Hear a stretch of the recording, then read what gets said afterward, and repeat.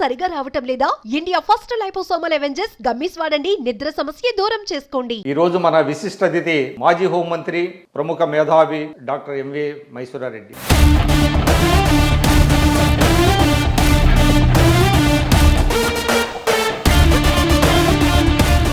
6 నెలలు అయిందండి కూటమి ప్రభుత్వం. మీ యొక్క అభిప్రాయం ఏంటి? జగన్మోహన్ రెడ్డి నయంపై ఎక్కడ తెచ్చినాడో ఏం పడినాడో కుంటి సాకు చెప్పి ఈ స్కీమ్లు అమలు చేయకపోతే మాత్రం అది గ్రాంటా అప్ప అనే దాని మీద కొంత వివాదం ఏదో నడుస్తుంది. వివాదం ఏమి లేదు, అది అప్పే. జేసీ ప్రభాకర్ రెడ్డి గారి ఉదంతం, దాని మీద బీజేపీ మహిళలు ఎవరో కొంతమంది మాట్లాడితే వాళ్ళని కెమెరాల ముందుకు వచ్చి చాలా నీచంగా సంఘటన వల్ల ఎన్డీఏలో ఇటువంటి సమయాన్ని జగన్మోహన్ రెడ్డి బాగా ఉపయోగించుకోవాలి. ఏమన్నా అంటే 1/10 ఉంటేనే ప్రతిపక్ష నాయకుడు హోదా ఇస్తారు. అమరావతి రాజధాని అనేది చంద్రబాబు నాయుడు గారు చాలా స్పష్టంగా ఎన్నికల ముందు చెప్పారు. ఏమిటి దానివల్ల వచ్చే ఆదాయం ప్రభుత్వానికి రాదు. పవన్ కళ్యాణ్ గారు పనితీరు ఎలా ఉంది? గాడిద గుర్రం ఒకటే అని అంటారు చూడండి.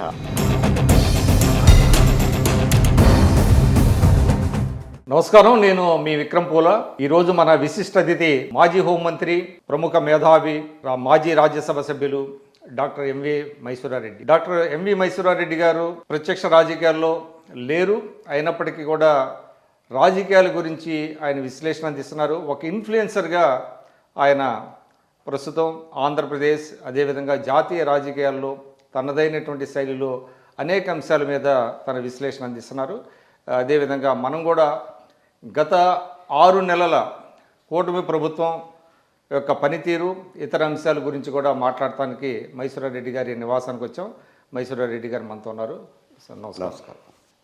మిమ్మల్ని ఇన్ఫ్లుయెన్సర్ అనొచ్చా? ఎందుకంటే మీరు ప్రత్యక్ష రాజకీయాల్లో లేరు. ఏమేనానండి, ఏముంది, తప్పే ఉండదు. అంటే అట్లా కాదు, ఎలక్షన్స్ ముందు చాలామంది ఇన్ఫ్లుయెన్సర్స్ కూటమి ప్రభుత్వ విజయానికి దోహదం చేశారనేటువంటి ఒక భావన అయితే ప్రజల్లో బాగా ఉంది. ఎందుకంటే తెలుగుదేశం, జనసేన, బీజేపీల కలయిక కంటే కూడా ఆ రోజు ఉన్నటువంటి జగన్మోహన్ రెడ్డి గారి ప్రభుత్వాన్ని ఓడించాలి అనే దాంతో చాలామంది మేధావులు ఇన్ఫ్లుయెన్సర్గా ఉపయోగపడి అంటే పనిచేసి ప్రజల్లో ఒక చైతన్యాన్ని తీసుకొచ్చారు అనేటువంటిది ఉంది. మీరు కూడా చాలా అంశాల మీద మాట్లాడారు ఆ 5 సంవత్సరాలు. అనేక ప్రభుత్వ వైఫల్యాల మీద మీరు చాలా ఘాటైనటువంటి విమర్శలు, నిర్మాణాత్మకమైనటువంటి విమర్శలు చేశారు. అయినా దాని గురించి ఎవరు పట్టించుకోవాలి. అది కూడా ఇన్ఫ్లుయెన్సర్స్ యొక్క పాత్ర కూడా ఉంది ఈ విజయంలో అనేటువంటి ఒక భావన ఉంది. ప్రజల్లో ఉంటే తప్పనిచ్చి చైతన్యం. ఇన్ఫ్లుయెన్సర్స్ ఎంత ఇన్ఫ్లుయెన్స్ చేసినా కానీ వాళ్ళు ఒక రకంగా చూస్తారు. ప్రజల్లో జగన్మోహన్ రెడ్డి పరిపాలన పట్ల వైముఖ్యం ఉన్నది కాబట్టి అప్పుడు ఇన్ఫ్లుయెన్సర్స్ చెప్పింది తలకెక్కించుకోండొచ్చు, అంతేగాని వీళ్ళ వల్లనే ఇన్ఫ్లుయెన్స్ అవుతారనేదేం కాదు. ప్రజలకు పాలన పట్ల విముక్తి కలిగింది. తీర్పు గురించి చెప్పాలనంటే జగన్మోహన్ రెడ్డికి వ్యతిరేకమైన తీర్పే అని చెప్పచ్చు. కూటమికి అనుకూలమైన తీర్పు కాదు, జగన్మోహన్ రెడ్డికి వ్యతిరేకమైన తీర్పు అనే చెప్పచ్చు. అంటే దాంట్లో ఇన్ఫ్లుయెన్సర్స్ రోల్ కూడా ఉంది, ఉండొచ్చు, కొంత పాత్ర ఉండొచ్చు, కానీ పూర్తి పాత్ర అని చెప్పలేము. అంటే ఆ రోజు ఏ ప్రభుత్వానికి సపోర్ట్ చేయకుండా ప్రజల మేలు కోసం for the sake of public అన్నట్టుగా మీలాంటి వాళ్ళు అంటే బాగా చాలా అంశాల మీద మాట్లాడారు, ఎన్లైటన్ చేశారు.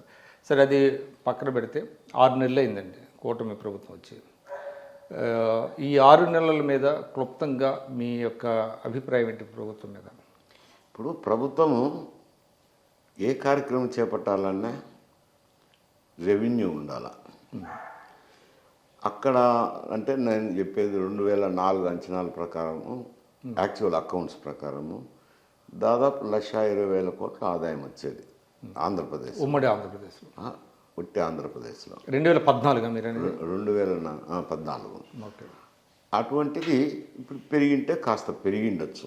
ఈ గత ప్రభుత్వం చేసిన అప్పులు దాదాపు 7 లక్షల కోట్ల రూపాయలు ఉన్నాయని ప్రభుత్వమే చెప్తున్నారు. దాని మీద వడ్డీలు కానీ కంతులు కానీ కట్టడానికి 54,000 కోట్ల రూపాయలు సంవత్సరానికి పే చేయాలి.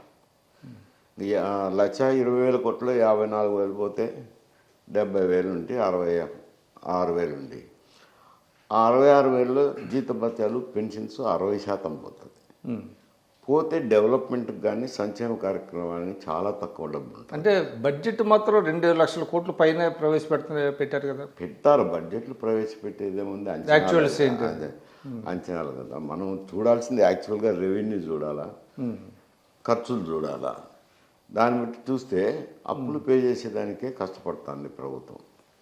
అందువల్ల ఏదైనా సంక్షేమ కార్యక్రమాలు తీసుకోవాలన్నా, అభివృద్ధి చేసుకోవాలన్నా రెవెన్యూ ఉండాలా. రెవెన్యూ చాలా తక్కువగా ఉంది. ఆయన 14 సంవత్సరాల పరిపాలన అనుభవం ఉంది. పరిపాలన జాగ్రత్తగా చేసే వ్యక్తే, ప్రతిదీ ఆలోచన చేస్తాడు, విచక్షణ చేసే వ్యక్తే, కాదని లేను. కాకపోతే ఎంత పెద్ద దర్జీ అయినా కానీ తగినంత బట్ట ఇస్తే తప్పనిసి షర్టు కుట్టలేడు. బట్ట తక్కువ వచ్చి పెద్ద దర్జీ కుట్టు అంటే పిండి కొద్ది రొట్టె అంటారు. పిండి కొద్ది రొట్టె అన్నట్టు. అందువల్ల ఏమవుతుంది అని అంటే, ఇప్పుడు ఆయన ఎన్నికలప్పుడు మేనిఫెస్టోలో హామీలు పెట్టారు. సూపర్ 6 హామీలు అని పెట్టారు.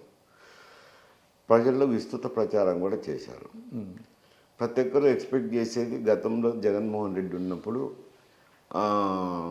ఏదో బటన్ నొక్కుతాండా వాళ్ళకి అకౌంట్లో పడుతుండే.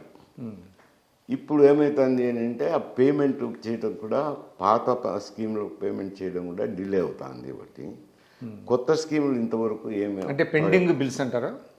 పెండింగ్ బిల్స్ కాదు, సంక్షేమ కార్యక్రమాలు వేస్తుంది అమౌంట్.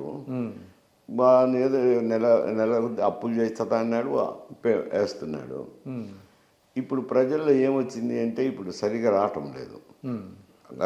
పాత సంక్షేమ పథకాలు కూడా కొత్త అట్ల నుంచి పాతే రానప్పుడు ఏమంటున్నారంటే, జగన్మోహన్ రెడ్డి నయంపై ఎక్కడ తెచ్చినాడో ఏం పడినాడో, ఏదో నెల బటన్ నొక్కుతాండా వస్తాండా, ఇప్పుడు రావటం లేదు అనేది ప్రజల్లో ఉందా చర్చ జరుగుతుంది. దానివల్ల ఈ పథకాల హామీ, పాత పథకాలు అమలు చేయాల్సిందే, కొత్త పథకాలను అమలు చేయాల్సిందే. ఆర్థిక వనరులు ఎట్లా సమకూర్చుకుంటారా అనేది ఆయన మేధస్సు ఉపయోగించి అప్పు చేయడమో ఏదో ఒకటి చేసి ఆ పథకాలను, పాత పథకాలు కంటిన్యూ చేసి కొత్త పథకాలు అమలులోకి తెస్తే కానీ మంచి పేరు రాదు, లేకపోతే చెడ్డ పేరు అయితే వస్తుంది. అది 6 నెలలు. అంటే మీరు ఒక మాట అన్నారు ఇందాక, అప్పుల గురించి 7 లక్షల కోట్లు అన్నారు. ఆ అప్పుల మీద రకరకాల ఫిగర్స్ ఇప్పటి వరకు కూడా నిర్దిష్టమైనటువంటి ఫిగర్ వచ్చినట్లేదు. అంటే 12 లక్షలు అంటారు, 14 అంటారు. ఏమవుతుందంటే, కొన్ని ప్రభుత్వమే గ్యారంటీ ఇచ్చి తీసుకొస్తారు, కొన్ని కార్పొరేషన్లు తీసుకొచ్చింటారు. కార్పొరేషన్లు తీసుకొచ్చినట్టు ఈ పద్దులేకి చూపించలేదు. కానీ తుదకు పే చేయాల్సిందేమో ప్రభుత్వమే పే చేయాలి. అందువల్ల ప్రజల్లో ఒక విధమైన అసంతృప్తి మొదలైంది. అంటే కొత్త ప్రభుత్వం మీద. అంటే ఇప్పుడు ఆయన ఇటీవల చెప్తున్నారు, అంటే ఇంతగా రాష్ట్రం ఆర్థిక విధ్వంసం జరిగిందని ఊహించలేదు అని ఓ మాట చంద్రబాబు నాయుడు గారు అన్నారు. ఆ ఆర్థిక విధ్వంసం మీరు ఊహించిన దానికంటే ఎక్కువగానే ఉందా? ఆర్థిక విధ్వంసం అనేది చెప్పచ్చు. ఆయన నువ్వు ఆర్థిక విధ్వంసం మీదనే చెప్పి ఒక కుంటి సాకు చెప్పి ఈ స్కీమ్లు అమలు చేయకపోతే మాత్రం ఆయన ఏ విధంగా తెచ్చినారు? ఏకేదో కింద మీద పడి తెచ్చినారు కదా. మరి మీరు పరిపాలన అధ్యక్షుడు, అనుభవం ఉన్న వ్యక్తి, మీరు తెచ్చి ఇవ్వాలి కదా అని అంటారు. అంటే ఏ స్కీమ్స్ ఆగిపోయినండి? ఇప్పుడు ఆయన చెప్పేది ఏంటంటే 4,000 ఇస్తున్నారు. నవరత్నాలు ఉన్నాయి, అవి కూడా సక్రమంగా అకౌంట్లో పడడం లేదు. గతంలో గత ప్రభుత్వం అమలు చేసినటువంటి పథకాలని కొత్త ప్రభుత్వం ఎందుకు అమలు చేస్తుంది? చేస్తారు కదా, చేయాలి, కంటిన్యూ చేయాల్సిందే, చేయాల్సిందే, కొత్తవి చేయాల్సిందే, తప్పదు అది. అంటే పాత స్కీమ్స్ని స్క్రాప్ చేయరా? అంటే చేస్తామని మేనిఫెస్టోలో చెప్పాలి కదా, చెప్పలేదు కదా. చెప్పనప్పుడు చేయాల్సిందే వస్తుంది. ఈ అమ్మ ఒడి ఇటువంటివన్నీ కూడా కొంచెం పథకాన్ని పెంచినారు. అవేంటే పాత పథకం కొత్త పేరు పెట్టుకోవచ్చు, పెంచవచ్చు. అటువంటి పేరు మార్పులు చేయొచ్చు, కానీ అమౌంట్ అయితే వాళ్ళు చూస్తారు కదా అని అంటారు. కానీ గతానికి ఇప్పటికి పోలిసారండి, కేంద్ర ప్రభుత్వం గతంలో కేంద్ర ప్రభుత్వానికి జగన్మోహన్ రెడ్డి గారు కూడా అనేక బిల్స్ మీద ఆయన సపోర్ట్ చేశారు, కానీ రాష్ట్రానికి వచ్చింది లేదు. కానీ ఇప్పుడు నిర్దిష్టంగా పోలవరానికి దాదాపు 12,000 కోట్లు, రాజధానికి కూడా 12 నుంచి 14 వేల కోట్లు ఇస్తామని చెప్తున్నారు. ఆల్రెడీ మనం చూసాము అమరావతికి సిఆర్డిఏ ఆల్రెడీ కొన్ని పనులు మంజూరు చేసింది, టెండర్స్ కూడా పిలిచారు. ఈ మార్పు ఉన్నది కదా, అది కొంత ప్రాంతానికే కదా. ఇప్పుడు Polavaram project world bank loan అది, దానికి గ్యారంటీ ఇచ్చారు ఎవరు, కేంద్ర ప్రభుత్వం. అంతేగాని వాళ్ళు గ్రాంట్గా ఏమి అంటే 90% కేంద్ర ప్రభుత్వం అది పోలవరంకు సంబంధించి సిఆర్డిఏకు అమరావతి నిర్మాణానికి ఇచ్చినారు. దాని ఆధారం చేసుకొని నిర్మాణం పనులు అవి ఏదో మొదలు పెడుతున్నారు. పోలవరం సమస్య వచ్చేసరికి ఇక్కడ ఒక చెప్పండి, కొంత కన్ఫ్యూజన్ ఉంది. అంటే అమరావతికి సంబంధించి అది గ్రాంటా అప్ప అనే దాని మీద కొంత వివాదం ఏదో నడుస్తుంది. వివాదం ఏమి లేదు, అది అప్పే, రాష్ట్ర ప్రభుత్వం చెల్లించాల్సిందే. దానికి కాకపోతే గ్యారంటీ మాత్రం ఇచ్చినారు. ఎవరు? కేంద్ర ప్రభుత్వం గ్యారంటీ ఇచ్చినారు. అది ఎప్పుడు 50 ఏళ్ల తర్వాత పే చేయాలి. ఏదో కంతులు పెట్టింటారు ఒప్పందం ప్రకారం, అది చేయాల్సిందే వస్తుంది. అది ఆంధ్రప్రదేశ్ ప్రభుత్వం చెల్లించాల్సిందే కానీ కేంద్ర ప్రభుత్వం కాదు. అంత మాత్రం చెప్పగలను.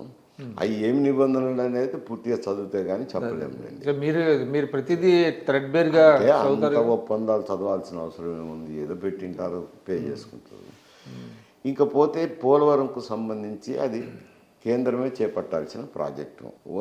కేంద్ర ప్రభుత్వం డబ్బులు పెట్టి చేయాల పని.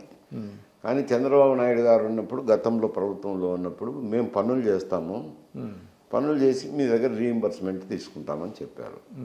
ఇప్పుడు ఇక్కడ పనులు చేయాలా, పనులు చేసి రీయింబర్స్మెంట్ పెట్టుకోవాలి. ఆ ఒప్పందాన్ని ఒప్పుకున్నారు కాబట్టి రాష్ట్ర ప్రభుత్వమే పనులు చేపట్టాల్సింది ఉంటుంది.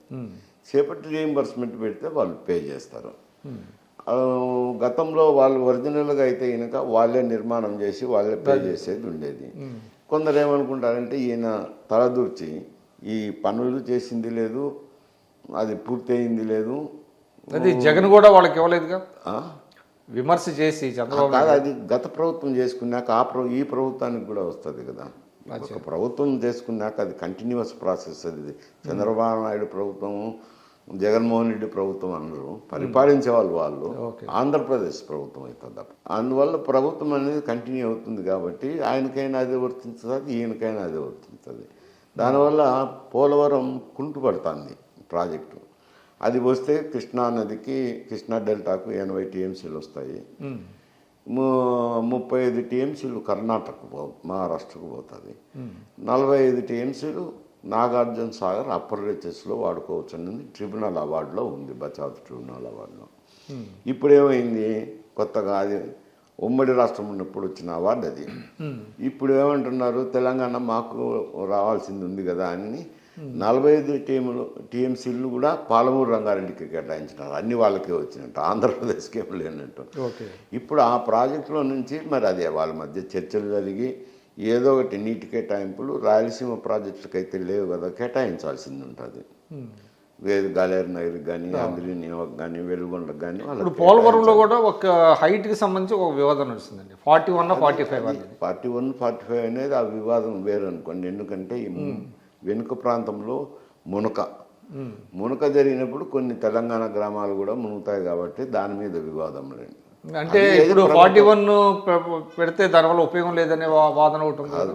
41, 45 అది ఇంజనీర్లకు సంబంధించింది, ప్రభుత్వానికి సంబంధించింది, చర్చించుకోవాల్సింది, చేసుకోవాల్సింది. అంటే ఒకటండి, 41 పెడితే it is as good as a barrage, అది రిజర్వాయర్ అవ్వదు. 45 ఉండాల్సింది అనేది కొంతమంది ఆర్గ్యూ చేస్తున్నారు. ఉండొచ్చు, కెపాసిటీ పెరిగే తలకి నీటి నిల్వ సామర్థ్యం పెరుగుతుంది కదా. లేకపోతే అదనంగా వచ్చిన జలాలు సముద్రానికి వృధాగా పోతాయి. అది ప్రభుత్వం పెంచితే మంచిదే, పెంచాలన్నప్పుడు మునక జరుగుతా అంటే తెలంగాణ ప్రభుత్వంతో మాట్లాడము, మునక ప్రాంతం గ్రామస్తులతో మాట్లాడి చర్చలు జరిగి వాళ్ళకి రీహాబిలిటేషన్ ఇవన్నీ డబ్బులు పేమెంట్ చేయాలి కదా. ఒటి చేత మూడొచ్చు అన్నారు, అది సమస్య.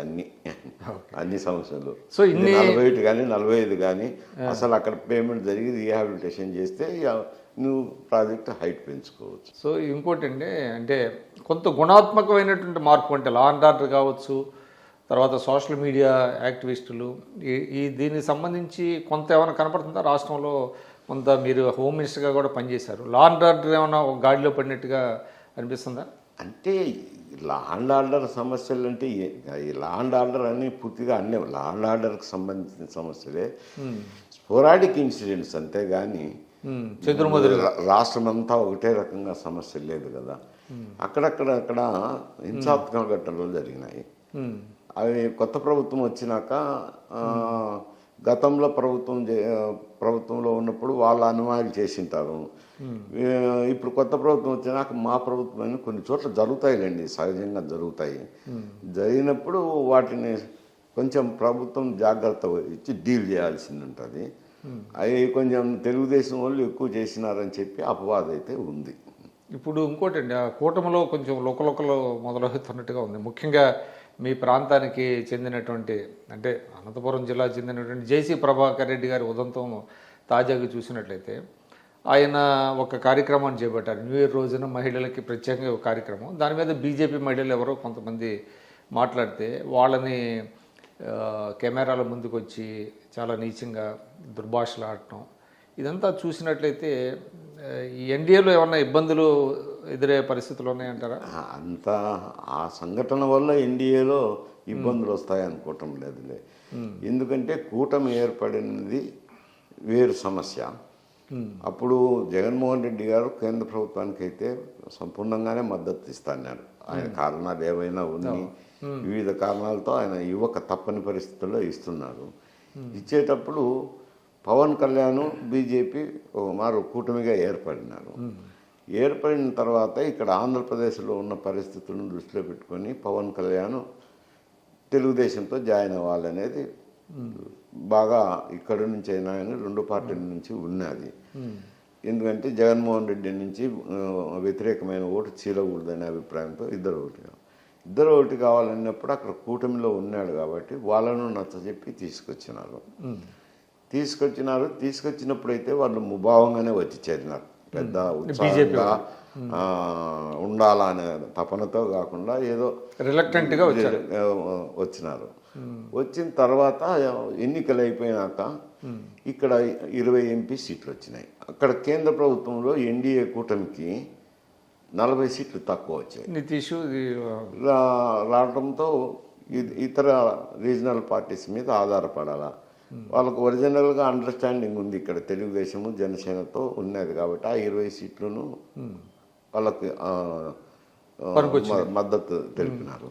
అలాగే నితీష్ కుమార్తోనూ ఎన్నికల ముందే ఒప్పందం కాబట్టి వాళ్ళు చేరడంతో ఇప్పుడు ఆడ ప్రభుత్వం మెజారిటీకి ఈ రెండు రాష్ట్రాల ప్రాంతీయ పార్టీలు అవసరం. అందువల్ల ఇప్పుడు బాగానే ఉంది. ఇటువంటి చిన్న సంఘటనలను అవి డిస్టర్బ్ చేసే అవకాశం చేస్తుంది అని నేను అనుకోవటం లేదు. కానీ ఒక మహిళల్ని, అది కూడా ఒక జాతీయ పార్టీకి చెందిన మహిళల్ని ఆయన ఆ విధంగా మాట్లాడడం తప్పే, మహిళలను మాట్లాడడం తప్పే. రాజకీయ నాయకుడిగా ఒక స్థాయిలో ఉన్న వ్యక్తి అటువంటి మాట్లాడడం, ఈమెనా కామెంట్ చేయడం, ఆయన ఏదో మహిళల కోసం కార్యక్రమం చేపట్టినప్పుడు ఈమె కామెంట్ చేయడం తప్పే. ఆయన ఇంకా కొంచెం ఎక్కువ స్థాయిలో రియాక్ట్ అవ్వడం అంటే పార్టీ పరంగా రియాక్ట్ అయితే పర్లేదు, కానీ ఇండివిజువల్గా రియాక్ట్ అవుతున్నారు. ఇటీవల కాలంలో ఒకప్పుడు ఏదంటే పార్టీ ఆదేశిస్తే ప్రెస్ కాన్ఫరెన్స్లు పెట్టే ఆర్వాయితీ ఉండేది, మీకు తెలుసు. కానీ ఇప్పుడు ఏంటంటే ఎవరికి వాళ్ళు ఇండివిజువల్గా సోషల్ మీడియా వచ్చాక మాట్లాడేయటం, వాళ్ళ పర్సనల్ ఇష్యూస్ని పార్టీ ఇష్యూస్ కింద తీసుకెళ్ళటం, దానివల్ల కొంత ఇబ్బందులు. అక్కడ బీజేపీకి పెద్ద శాఖలు సమర్థవంతంగా లేవు. ఏపీలో ఎలినిటెడ్ కాదు. ఏపీలో ఏదో వాళ్ళ కొద్ది వాళ్ళు బీజేపీ అనుకొని కార్యకర్తలు కూడా కొందరు తిరుగుతున్నారు ముద్ర వేసుకొని. కాబట్టి అది ఆ ఇన్కోహరెన్స్ అనేది ఉంటుంది, తప్పదు. కొంచెం ఆర్గనైజ్డ్ ప్రజల నుంచి బిల్డప్ చేసుకొని ఆర్గనైజేషన్ వచ్చింటే అది వేరు సమస్య. ఇప్పుడు తెలుగుదేశం ఉంది, ఒక కట్టుబాట్లు ఉంటాయి. ఇక్కడ అట్లా కాదు కదా, స్ట్రక్చర్ వేరుంది. అందువల్ల మాట్లాడడం తప్పే. ఈమెనా అక్కడ ప్రకటించింది ఎవరు? కూటమిలో ఉన్న శాసనసభ్యుడు తండ్రి గారు. అటువంటిప్పుడు ఆ కూటమికి మద్దతు పలుకుతాండే దాంట్లో మేజర్ వచ్చి తెలుగుదేశమే కదా. అటువంటిప్పుడు ఆమె కూడా మాట్లాడేటప్పుడు కొంచెం జాగ్రత్తగా మాట్లాడాలి. అంటే వాళ్ళ పార్టీ దృష్టికి తీసుకెళ్ళి మాట్లాడితే సరిపోయేదేమో. దృష్టికి తీసుకెళ్ళటము, మాట్లాడడం జాగ్రత్తగాను మాట్లాడి ఉండాలా. మాట్లాడకుండా కొంచెం తగ్గులు మాట్లాడితే ఆయన నోయింగ్ ఫుల్లీ వెల్ అబౌట్ జేసీ ఆయన రియాక్ట్ అయినాడు. ఆయన మోతాదు మించి రియాక్ట్ అయినాడు. అది తప్పదు. కలబడిన తర్వాత గాడిద గుర్రం ఒకటే అని అంటారు చూడండి, ఆ సామెత అప్పుడే అవుతుంది. తర్వాత అతని మీద పార్టీ పరంగా చర్య తీసుకోవడానికి కూడా చంద్రబాబు నాయుడు గారు హెసిటేట్ చేస్తారేమో బహుశా. ఏం చేస్తారు, షోకాజ్ నోటీస్ చేస్తారు అట్ ది మ్యాక్సిమం, అంతే కదా. కానీ ఇటువంటి ఏదైనప్పటికీ కూడా లేనిపోని సమస్యలే కదా ఇప్పుడు ఉన్నటువంటి. రెండు పార్టీలు మాట్లాడుకొని కొంచెం సమన్వయం చేసుకోవాలి, వాళ్ళ కార్యకర్తలకి నాయకులకి సమన్వయం చెప్పుకోవాల్సింది. సరే, ఇంకోటి ఇప్పుడు మీరు అన్నారు కొంత కూటమిలో ఎక్స్పెక్టేషన్స్ బాగా ఎక్కువ, దాన్ని మీట్ అవ్వలేకపోతున్నారు, ఎంతో కొంత ఒక అసంతృప్తి బయలుదేరింది అనేది. ఇటువంటి సమయాన్ని జగన్మోహన్ రెడ్డి బాగా ఉపయోగించుకోవాలి. కానీ అసలు నేను అసెంబ్లీకి వెళ్ళనని మీరు అసెంబ్లీ నాకు తెలిసి అంటే గంట కొట్టిన దగ్గర నుంచి మళ్ళీ ఎడ్జన్ అయ్యేంత వరకు మీరు ఎప్పుడూ అసలు హౌస్కి ఒకరోజు కూడా మానేసినట్టు నాకైతే తెలియదు. అంత దీనిగా మీరు చాలా రిలీజియస్గా వెళ్ళేవాళ్ళు, చర్చలో పాల్గొనేవాళ్ళు, అంత దీనిగా ఉండేది అసెంబ్లీ అంటే మీ బోటు వాళ్ళకి.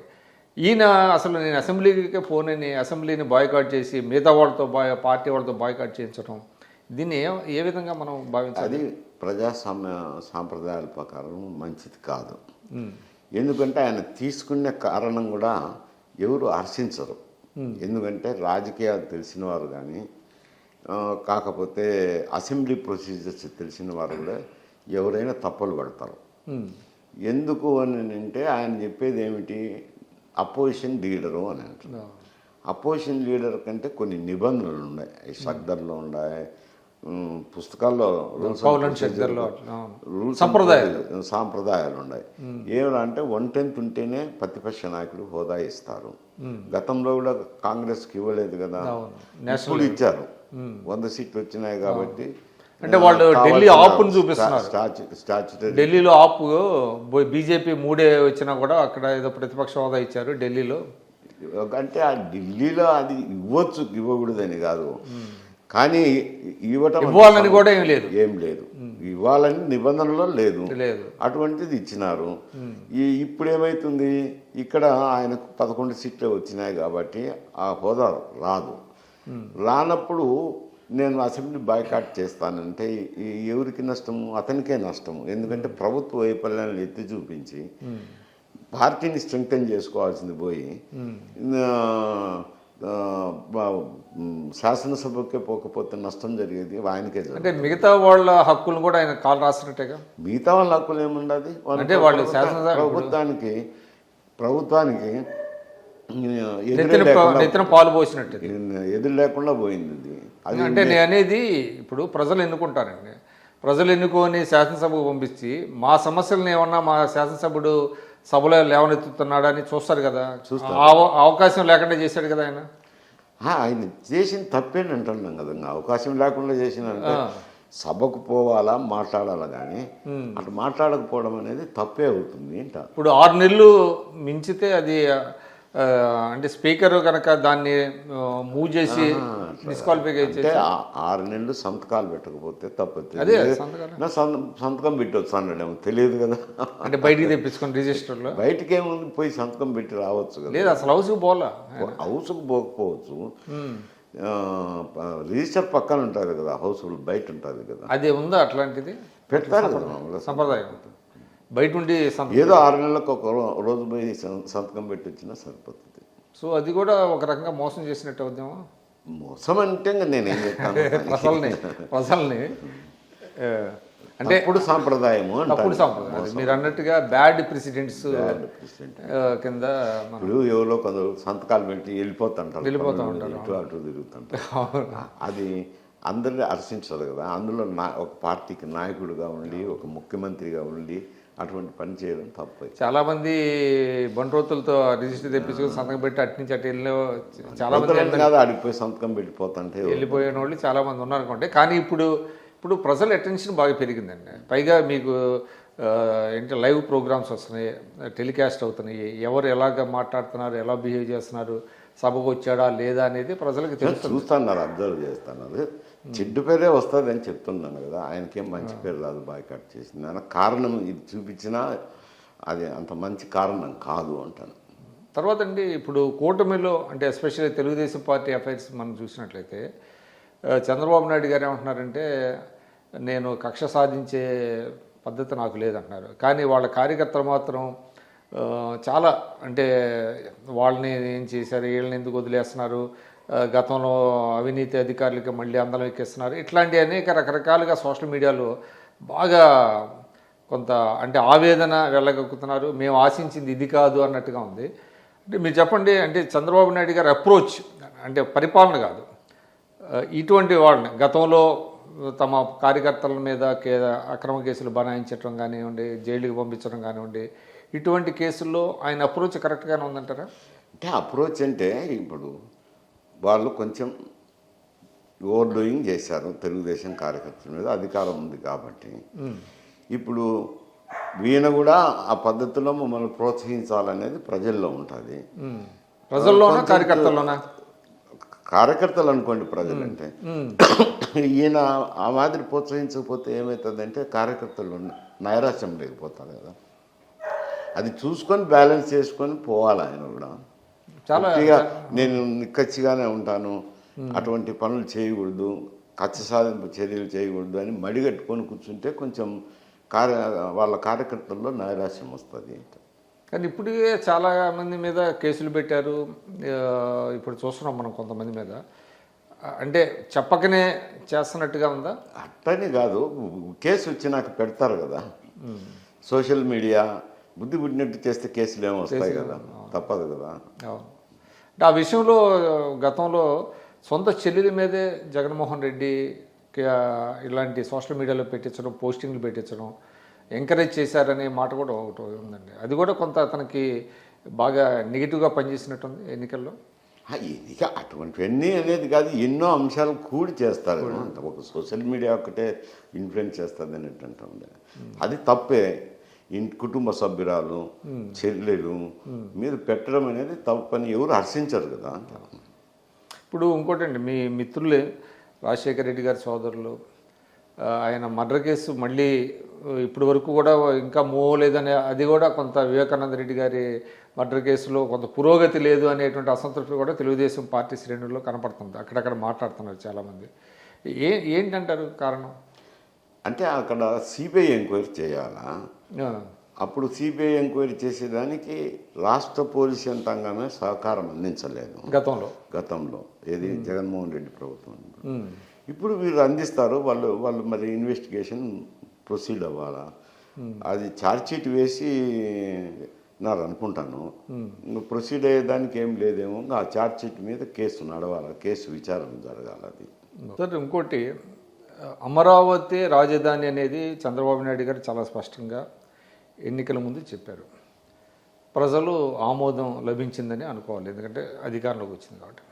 ఇప్పుడు కొంతమంది ఉత్తరాంధ్ర వాళ్ళు, ఎస్పెషల్లీ కొంతమంది మాజీ ఐఏఎస్లు వాళ్ళు కొంత మర్మరింగ్స్ మొదలైనవి, ఉత్తరాలు సంధిస్తున్నారు, డబ్బులని తీసుకెళ్ళి అమరావతిలోనే పెడుతున్నారు, ఇది కరెక్ట్ కాదు అనే మాట ఒకటి మాట్లాడుతున్నారు. అంటే దీని వెనక ఏదన్నా ఒక స్పెసిఫిక్ ఎజెండా లాంటిది ఉందా, మళ్ళీ తిరిగి ప్రాంతీయవాదాన్ని లేవగొడుతున్నారు అనేది? ఇప్పుడు అమరావతి గురించి ఆయన అప్పుడు శాసనసభలో ప్రకటించినప్పుడు కూడా మర్మరింగ్స్ వచ్చినాయి.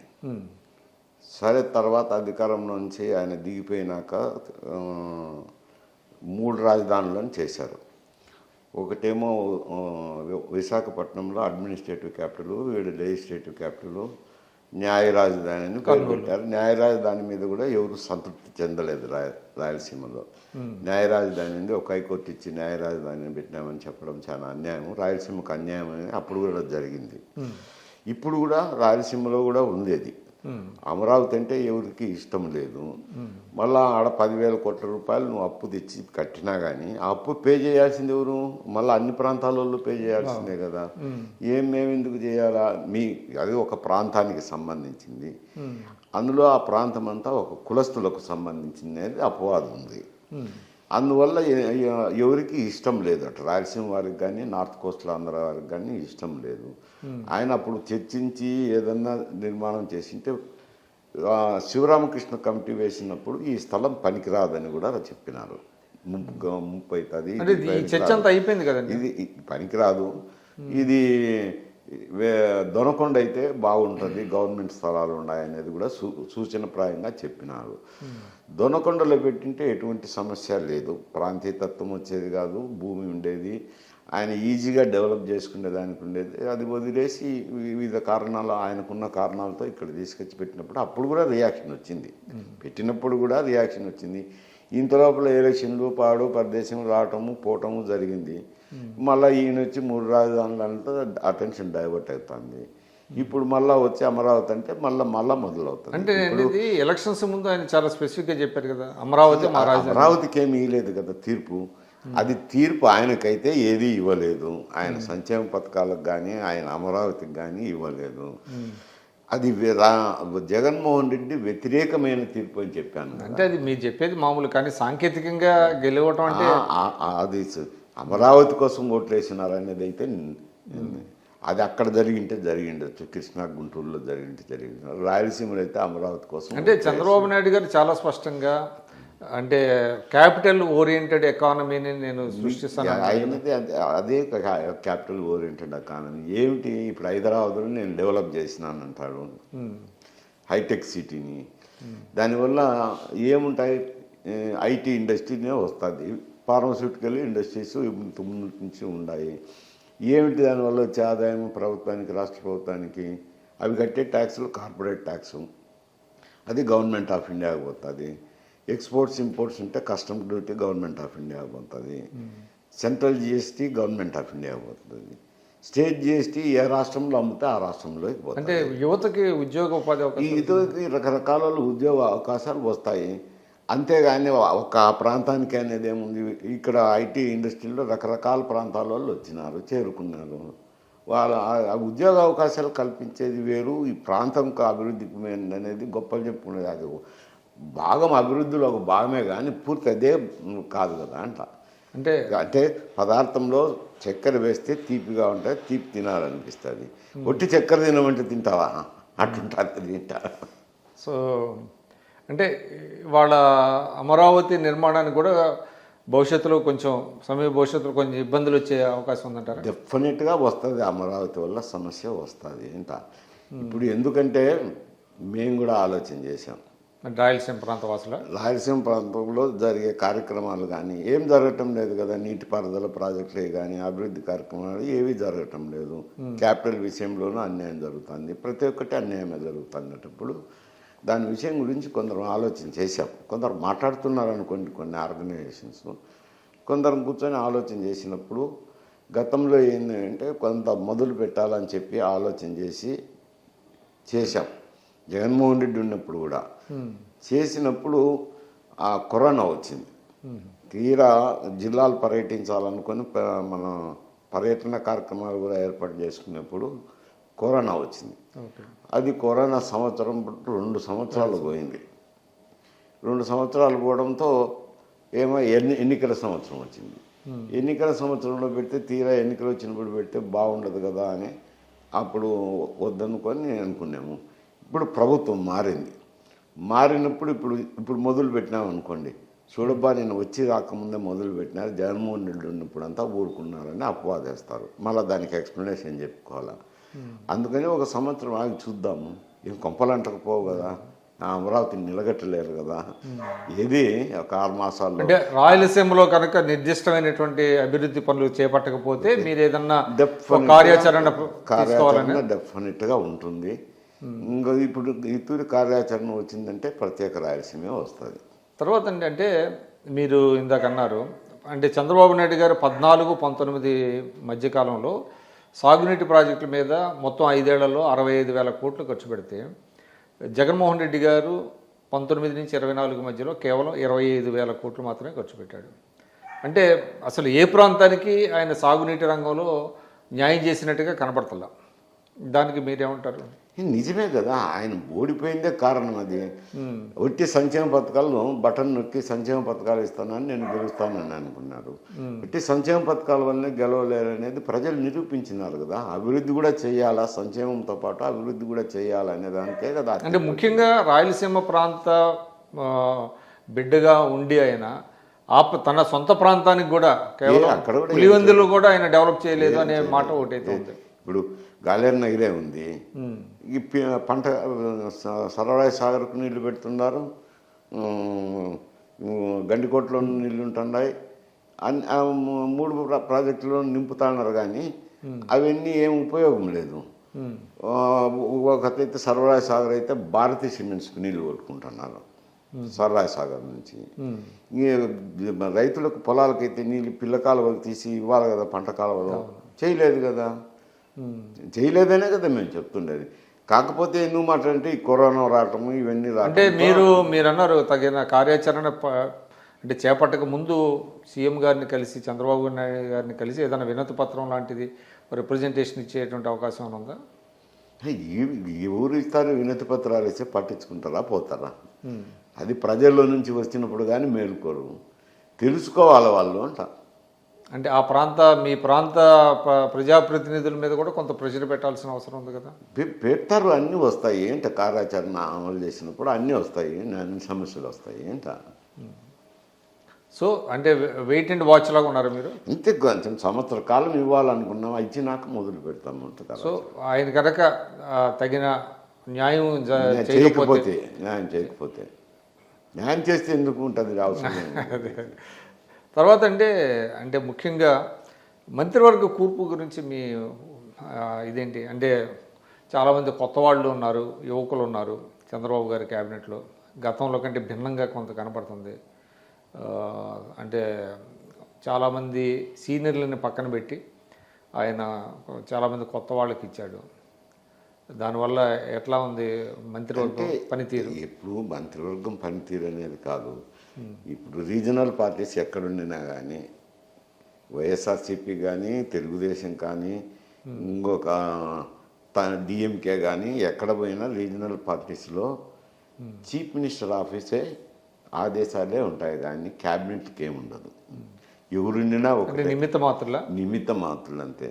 అన్నీ మొత్తం ఇప్పుడు గతంలో ముఖ్యమంత్రుల దగ్గర ఒక సెక్రటరీ, ఏదో పిఏలు, 2 పిఏలు, ఒక పిఎస్ ఉంటాండ్రు. ఇప్పుడు ఏమైతుంది, ఒక 5-6 మంది సెక్రటరీలు ఉన్నారు, వాళ్ళకు శాఖలు కేటాయించుతున్నారు. అక్కడి నుంచి ఆదేశాలు వెళితేనే కానీ సెక్రటరియట్లో పనులు జరగలేవు. అక్కడి నుంచి ఆదేశాలు జిల్లా కలెక్టర్లు వెళితేనే జిల్లాలో పనులు జరగవు.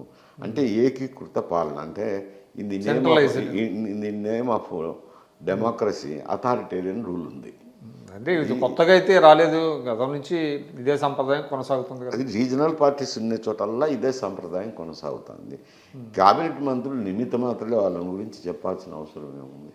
అయితే చంద్రబాబు నాయుడు గారు ఇటీవల ఒక మాట అంటున్నాడు. ఆయన నేను 1995 నాటి ముఖ్యమంత్రిని చూస్తారు, పాత ముఖ్యమంత్రిని చూస్తారు. అంటే గతంలో కొంత మంత్రులు స్వేచ్ఛగా పనిచేసినటువంటి పరిస్థితి కావచ్చు, ప్రజలను భాగస్వామ్యం చేయడం కావచ్చు, ఇట్లాంటివన్నీ చేయాలనేటువంటి ఒక మాట తరచుగా ఆయన మాట్లాడుతున్నాడు. ఆయన అది ఎంతవరకు సాధ్యం అంటారు? ఇది లేదు కదా, జరగటం లేదు కదా. అన్ని ముఖ్యమంత్రి ఆఫీసు ఇంకా నేను మాట్లాడద్దు, బాగుండదు, లోకేషే చూస్తున్నాడని ఇంకా ఒక పద ఉంది. అంతా ఆయనే ముఖ్యమంత్రి కార్యక్రమాలన్నీ అక్కడి నుంచే జరుగుతున్నాయి అనేది. అంటే అటువంటి ఇది ప్రతిపక్షాలు కావచ్చు, మిగతా వాళ్ళు కావచ్చు, అసంతృప్తి కావచ్చు, కొంత క్రియేట్ చేస్తారనుకోండి.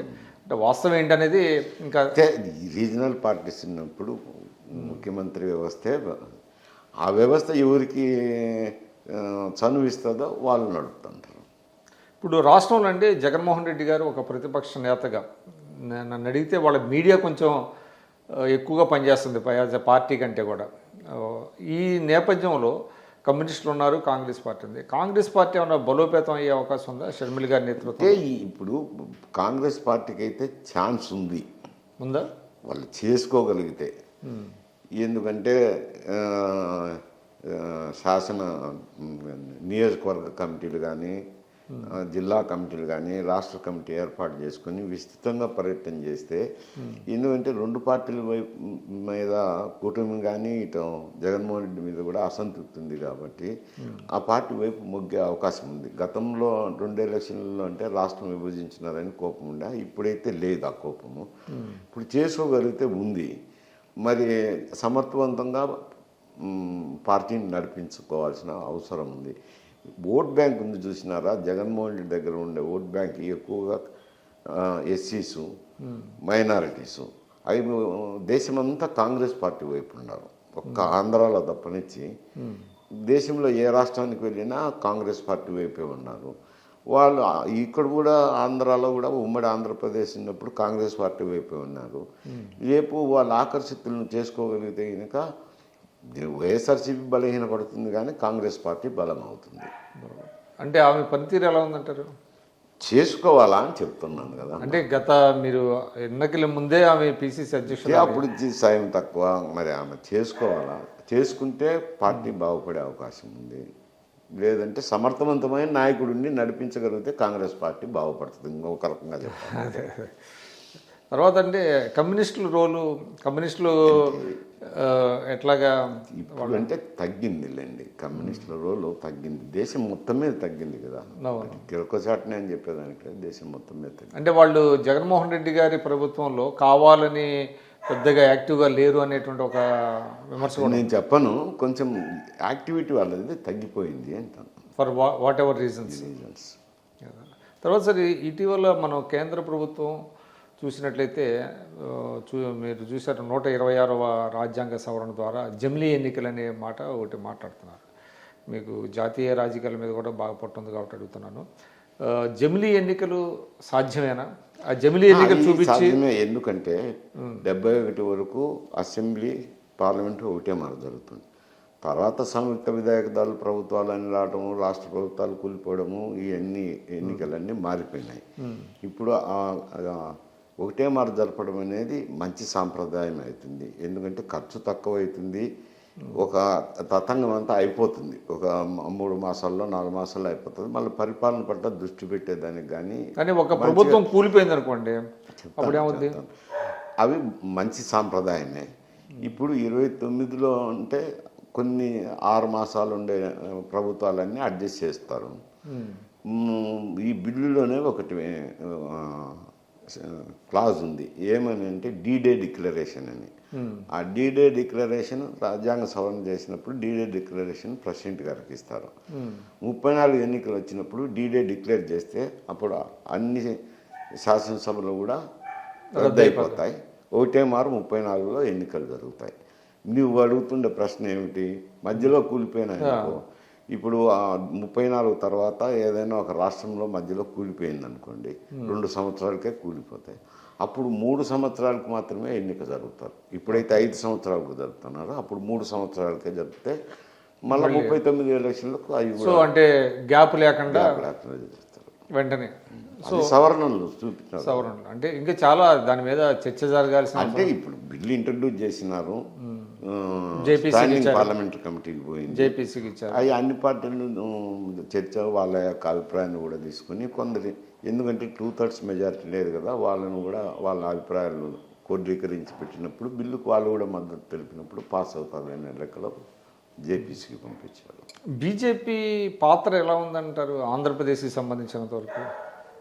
అంటే ఇప్పటికీ ఇంకా జగన్మోహన్ రెడ్డి గారి పట్ల సాఫ్ట్ కార్నర్తో ఉన్నారు అని చెప్పలేను. ఎందుకంటే కూటమి ప్రభుత్వంలో భాగస్వాములు, రెండోది కూటమి ప్రభుత్వం 20 మంది ఎంపీలను వాళ్ళకు మద్దతు పలుకుతున్నారు.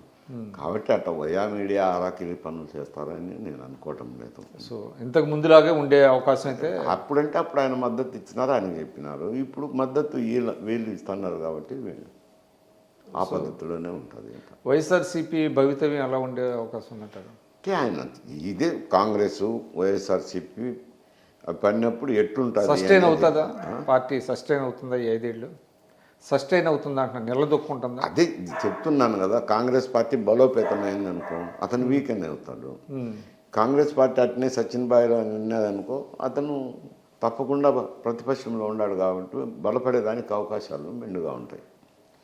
సో అంటే ఇంకోటండి, ఇప్పుడు జాతీయ స్థాయిలో కాంగ్రెస్ పార్టీ కనుక ఇతనితో సయోధ్య కుదుర్చుకోవాలనేటువంటిది ఏమైనా అట్లాగా ఉంటే కనుక జగన్మోహన్ రెడ్డి కాంగ్రెస్తో పొత్తు పెట్టుకునే అవకాశం ఉందా? చాలామంది రాష్ట్ర కాంగ్రెస్లో అటువంటి అభిప్రాయం ఉంది.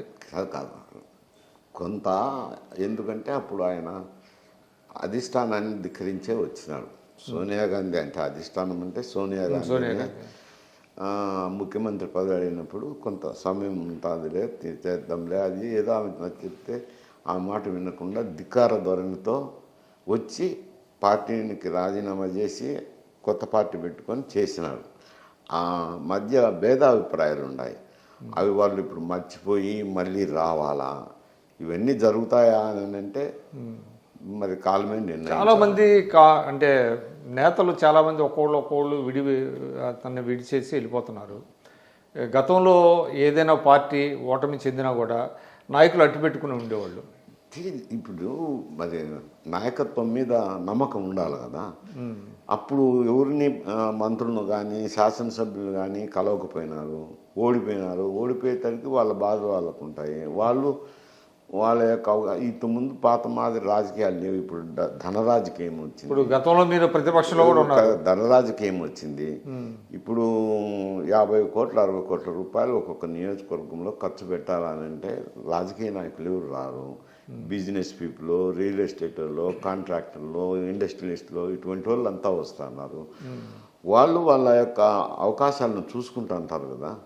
ఇవన్నీ కొత్త సాంప్రదాయాలన్నీ వచ్చినాయి. ఇప్పుడు ఇంకా మడిగట్టుకొని కూర్చుండే వ్యవహారాల గురించి చెప్పలేము.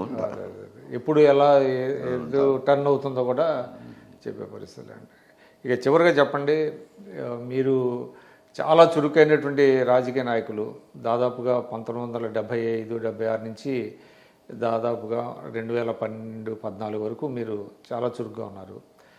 గత దశాబ్ద కాలంగా కొంత స్తబ్దత వచ్చింది. ఎలా అనిపిస్తుంది మీకు? ఎలా అంటే నాకు వయసు అయిపోయింది, 76 సంవత్సరాలు అయిపోయింది. రెండోది ధన రాజకీయం వచ్చింది. ఇంత ధనం పెట్టి రాజకీయాల్లో నిలదొక్కోవాలంటే కష్టము. ఇంకెందుకులే, వయసు అయిపోయింది, ఈ ప్రతికూల పరిస్థితుల్లో ఇవన్నీ చెప్పి ఏదో కొయిట్గానే ఉన్నాను. మీకు రాజకీయ పార్టీలో అంటే వయసు అయిపోయిందని మీకు మీరు అంటున్నారు, కానీ చాలా మంది రాజకీయాల్లో ఉండేవాళ్ళు అట్లా వేరు అనుకో. వేరు నా ఆరోగ్య పరిస్థితి 76 సంవత్సరాలు అయిపోయింది. రెండోది ధనం అనేది ప్రభావం చూపుతుంది కాబట్టి సో మనీ ఇన్ఫ్లుయెన్స్ ఎక్కువైపోయింది. సో మీ కళ్ళ ముందు చిన్న కార్యకర్తలుగా తిరిగిన వాళ్ళంతా కూడా చాలా పెద్ద పొజిషన్లో ఉన్నారు. రావచ్చు, దానికి ఏముంది, డబ్బు సంపాదించుకున్నారు, పెట్టుబడులు పెడుతున్నారు, వస్తున్నారు. రాజకీయాన్ని పెట్టుబడిగా మార్చుకొని నేను పెట్టుబడి అన్ను ఎన్నికల్లో ఖర్చు అవుతుంది కదా. ఓకే, చివరిగా మీరు కూటమి ప్రభుత్వానికి ఇచ్చే సలహా ఏమైనా ఉందా? మార్చుకోవాల్సింది ఉంటుంది అంటే వాళ్ళు చెప్పిన హామీలు నెరవేర్చాల్సింది ఉంటుంది.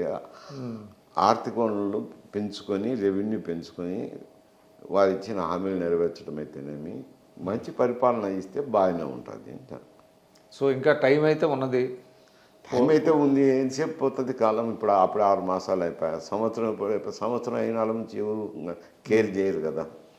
పవన్ కళ్యాణ్ గారు పనితీరు ఎలా ఉంది ఫైనల్గా చెప్పండి. సరే, ఆయన కూటమిలో ఒక సభ్యుడు, ఆయన ఒక మంత్రి, ఆ శాఖను నిర్వర్తించుతారు అంతే కదా, అంతకంటే వేరే. గ్రామీణాభివృద్ధి శాఖ అంటే డిప్యూటీ సీఎంగా ఉన్నాడు, ఒకే ఒక్క డిప్యూటీ సీఎం ఉన్నా, రాజ్బుడ్ as a minister, as a మినిస్టరే కదా. ఏముంటుంది, ప్రత్యేకంగా ఏం బాధ్యతలు లేవు కదా. అంటే ఆయన కూడా కాకపోతే ముఖ్యమంత్రి గారు చంద్రబాబు నాయుడు గారు అతనికి గౌరవం ఇస్తున్నారు, అతను కూడా ముఖ్యమంత్రి పరస్పరం గౌరవించుకోవడము అదైతే తత్సమ ఒక అండర్స్టాండింగ్తో ముందుకు వెళ్తున్నారు, ఇబ్బంది లేకుండా. ధన్యవాదాలు మైసూరారెడ్డి గారు. ఇది డాక్టర్ ఎంవి మైసూరారెడ్డి గారు చెప్తున్నారు. కూటమి ప్రభుత్వం ఇచ్చినటువంటి హామీల్ని ఎంత త్వరగా నెరవేరిస్తే అంత మంచిది. అప్పుడే ప్రజల్లో ఒక నమ్మకం పెరుగుతుంది, లేకపోతే భవిష్యత్తులో కొన్ని ఇబ్బందులు ఎదుర్కోవాల్సి వస్తుందంటున్నారు. అదేవిధంగా అమరావతి విషయంలో కూడా రాయలసీమ ప్రాంతానికి కూడా కొంత అన్యాయం జరిగితే కనుక చూస్తూ ఊరుకోబోము, తగిన కార్యాచరణతో ఒక ఏడాది తర్వాత చూస్తాం. ఆలోగా కనుక ఆ ప్రాంతానికి న్యాయం చేసినట్లయితే మంచిది, లేకపోతే మళ్ళీ ఒక కార్యాచరణతో ముందుకు వస్తామని చెప్తున్నారు. ఇది డాక్టర్ మైసూరారెడ్డి గారితో ఇంటర్వ్యూ. నమస్కారం. సుమన్ టీవీలో మీ పర్సనల్ అండ్ బిజినెస్ ప్రమోషన్స్ కోసం కింది నెంబర్కి కాంటాక్ట్ చేయండి.